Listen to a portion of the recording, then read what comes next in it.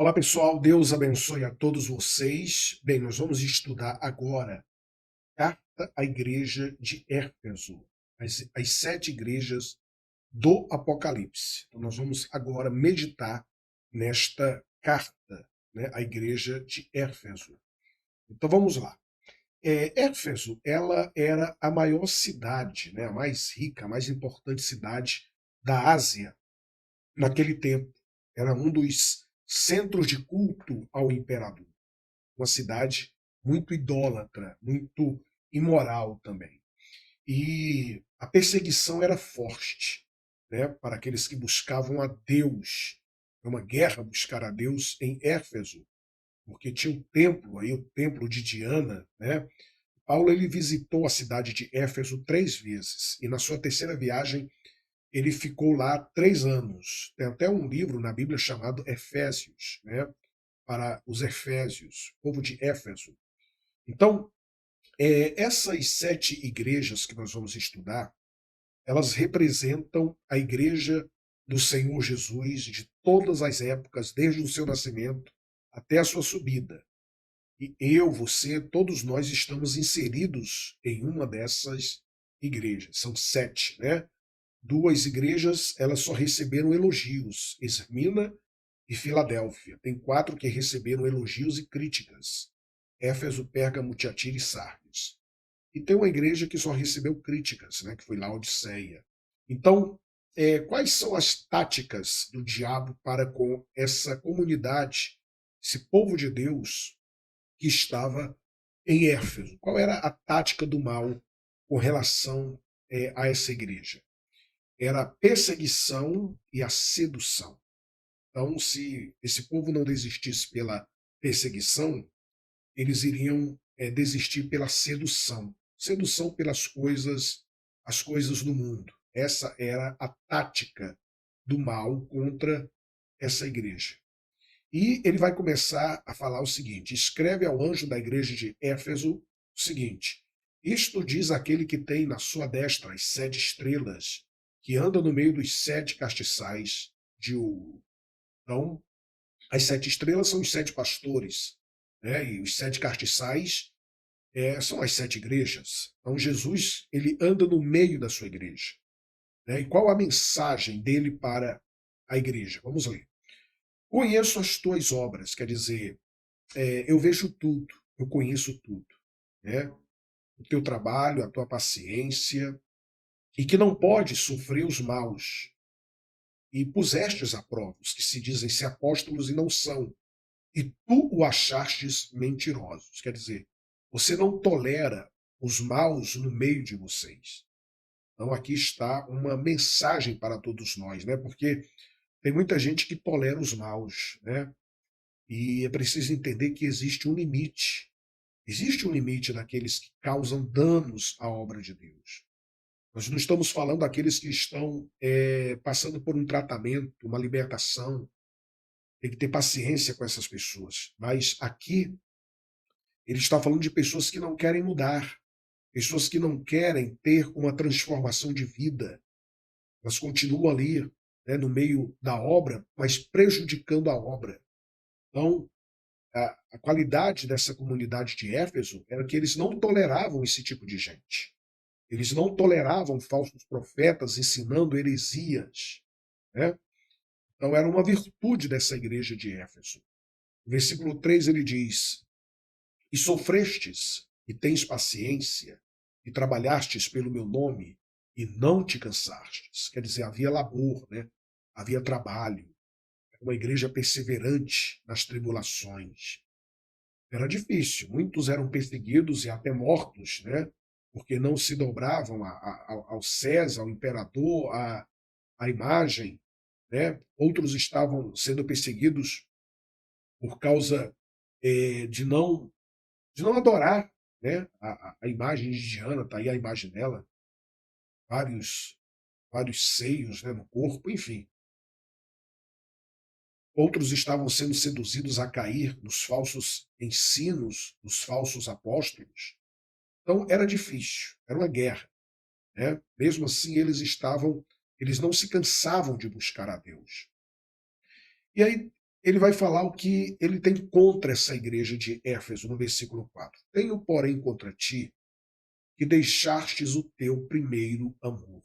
Quer dizer, ele repreende aqui a sua igreja pelo esfriamento do seu amor. O amor é a marca do discípulo. Quando a pessoa perde o primeiro amor, tipo, ela já não sente mais saudades de estar com ele, ela não tem mais comunhão, tem mais prazer, né? Ela perde o primeiro amor e ela não tem mais comunhão com Deus. Ela não tem mais prazer de falar com Deus em oração. Ela é como aquela esposa que trai o marido, ou o marido que trai, que não trai, né? Que não trai, mas também não devota amor. Não lhe devota o amor merecido. Chega a não trair, mas não lhe devota amor. Enfim, hoje tem muitos, né? Muitas pessoas na igreja que elas querem a coroa da salvação sem a cruz. Elas querem a salvação sem conversão. Elas querem as bênçãos de Deus sem o Deus das bênçãos. Então, a igreja, hoje, a gente percebe que ela prefere ser reconhecida pelo mundo do que ser conhecida no céu.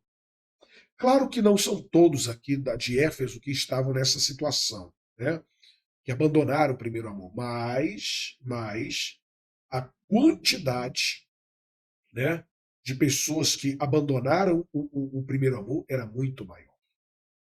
Inclusive, tem até um dado na história que a cidade de Éfeso, os próprios irmãos estavam entregando os irmãos, entregando para serem perseguidos. Já pensou? Que nível, né? A que ponto eles chegaram, a que ponto de frieza, entregando os próprios irmãos. Então Deus ele fala aqui no versículo 5 o seguinte: lembra-te, pois, de onde caístes, e arrependa-te, e pratica as primeiras obras. Quando não, brevemente eu te verei e tirarei do seu lugar o teu castiçal, se não te arrependeres. Então aqui ele fala, tem três chaves aqui, ó. Três. Né? Lembra-te, arrependa-te e pratica. Né? É o noivo oferecendo à sua noiva a chance de um novo recomeço. Então, lembra-te, aonde foi que eu caí, né? Eu tenho que lembrar, eu tenho que saber aonde foi. Você precisa lembrar onde foi, o que, que aconteceu, o que te fez abandonar, o que te fez cair. Você precisa voltar no tempo, você precisa buscar nos seus arquivos mentais, voltar um pouquinho no tempo, né, da memória, e analisar onde foi que eu caí. E depois se arrepender. Porque depois de lembrar, não é ficar lá caído, né? Você precisa cumprir a segunda parte, se arrepender. Lembrou de onde caiu, do lugar, a situação, a causa? Agora volta. Você precisa voltar. Aquela alegria que você tinha antes, aquele amor que você tinha antes, aquilo que você queria fazer tudo com Deus. Você queria passar o maior tempo com Deus, enfim. Você tem que lembrar. Lembrança sem arrependimento é remorso. Então, arrependimento não é emoção, é decisão, é atitude. Arrepender é mudar a mente, é mudar a direção, é se voltar para Deus, é deixar o pecado, é romper com aquilo que entristece o Senhor Jesus. Então, ninguém se arrepende de um pecado e continua praticando. Arrependeu? Então, pronto, paga, esquece, vai em frente. Vai para o terceiro passo, prática. Né? É voltar a fazer o que você fazia antes. É a prática das primeiras obras. Tudo aquilo que você fazia antes, volta a fazer. Aliás, é aquilo é uma característica, né? Se realmente eu voltei às práticas do primeiro amor. É eu fazer o que eu fazia antes. Eu vou voltar a fazer o que fazíamos antes. É a maior prova, é a prática das primeiras obras. Então, agora, se tudo isso que nós estamos falando aqui você não aproveitar a oportunidade, entrar por um ouvido e sair pelo outro, olha o que ele diz aí, ó. Quando não, brevemente a te verei e tirarei do seu lugar o seu castiçal, se não se arrependeres. Olha só, quer dizer, vai vir uma consequência. E essa consequência vai ser uma consequência dolorosa, uma consequência ruim. não só para você, mas para todos ao seu redor. Tirarei do seu lugar o seu castiçal. Quer dizer, o castiçal era feito para brilhar. Se não brilha, se torna inútil, desnecessário. Então, essa comunidade aqui de crentes naquela cidade, né, que era luz para aquela cidade, seria apagada. Quer dizer, o castiçal seria removido dali. Então, aquela parte da cidade não teria mais a referência da luz, da presença divina naquele lugar. Então, é muito sério isso, né? Há muita gente ocupando um lugar inútil dentro da obra, né? Em vez de ajudar, ela só atrapalha por causa do pecado dela. A questão não é nem pecar, falhar, ser imperfeito, mas é não querer mudar. Olha como é que ficou essa cidade. Olha só ruínas. Só ruínas. Isso mostra que nem todos os membros, né, da igreja visível são membros da igreja invisível. Nem todos os membros da igreja visível são membros do corpo de Cristo, que não querem se arrepender. Tens, porém, isto, que odeias as obras dos nicolaítas, as quais eu também odeio. Quer dizer, os nicolaítas pregavam uma nova versão do cristianismo, né? Eles pregavam um evangelho sem proibições. Era obras de pessoas que queriam o mundo. Eles incentivavam os cristãos da época a praticarem as coisas carnais. Eles estimulavam a imoralidade. Mas a igreja de Éfeso não tolerou, pelo contrário, odiou essas heresias. E hoje nós estamos vivendo isso, né? Os pastores pregam o que dá ibope, os pastores pregam o que o povo quer ouvir, gerando um povo fraco espiritualmente. Então, essa igreja de Éfeso deixou de existir, a cidade de Éfeso deixou também de existir, hoje só tem ruínas. Quem tem ouvidos, ouça o que o Espírito diz às igrejas: ao que vencer, dar-lhe-ei a comer da árvore da vida que está no meio do paraíso de Deus. Então, ao que chegar até o fim, né? Ao que chegar até o fim. Então, no meio da igreja, há sempre um remanescente fiel, né? São os vencedores. Aqueles que rejeitaram as comidas sacrificadas aos ídolos, oferecidas pelos nicolaítas, mas agora vão se alimentar da árvore da vida. A árvore da vida fala da vida eterna. Então, aqui encerra a nossa carta, nessa carta, a nossa meditação, melhor dizendo, e Jesus está no nosso meio, né, andando entre nós. O que ele está vendo, hein?